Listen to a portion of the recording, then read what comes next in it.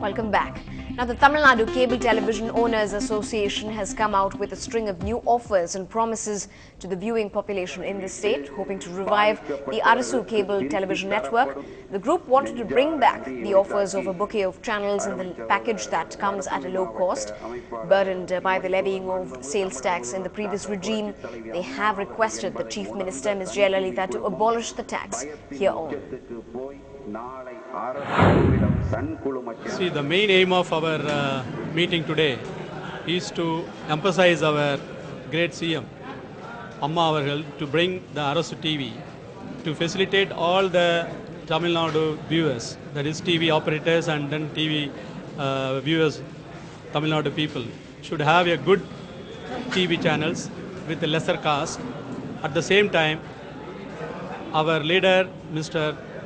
Kayal Ilavaras Avargal, he has emphasized that our great Tamil Nadu leader will definitely bring life forever to all the cable operators in Tamil Nadu.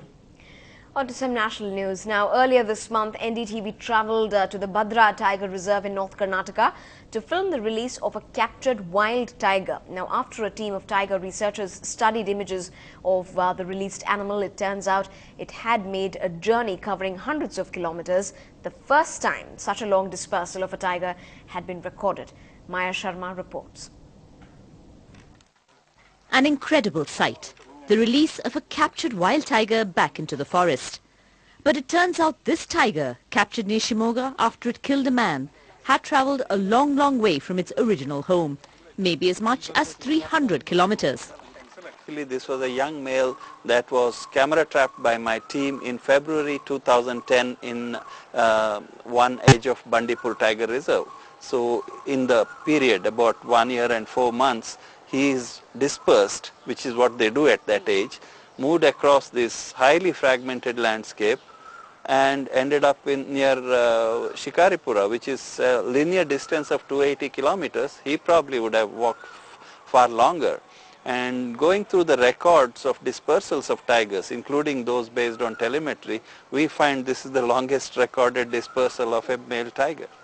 Ulas Karan's team had shots of the right side of this tiger in Bandipur thanks to their camera trap.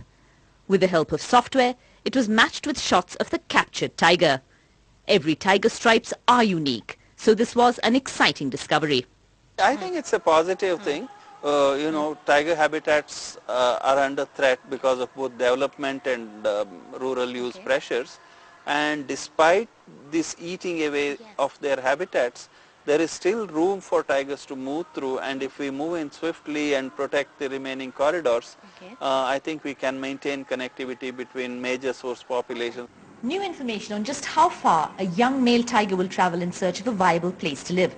We human beings need to make sure we don't make that task more difficult by further encroaching into their habitat. Maya Sharma for NDTV.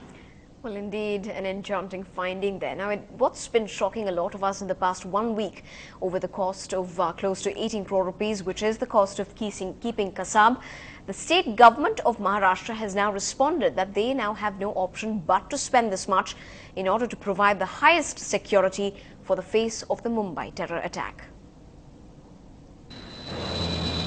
Mumbai's JJ Hospital, where a special ward was built for Ajmal Kasab at the cost of rupees 2 crores. Built to insulate him from other patients, it has barely been used in the last 2 years. Among the expenses, adding up to Kasab's whopping 18 crore bill, expenditure that many are questioning. I'm certainly concerned about the kind of money that is being thrown away at no time in our recent history could we have afforded to spend this kind of money. Besides the money spent on the unused JJ ward, over 3 crores was spent on his high security cell at Mumbai's Arthur Road jail. 2 crores on a tunnel connecting the cell to the court, a tunnel he barely used.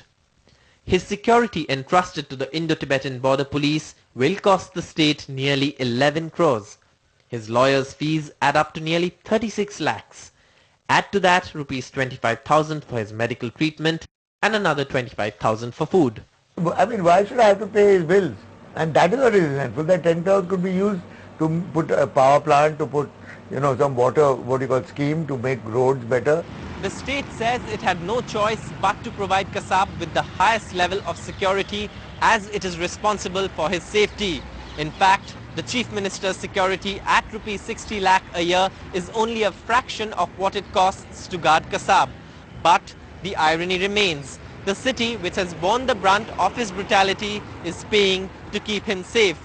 An NDTV Bureau report. When we come back on the news tonight, it's raining fruits and a burst of colors take over the hills of Kunnur. Come prepared when we get you that in just a bit.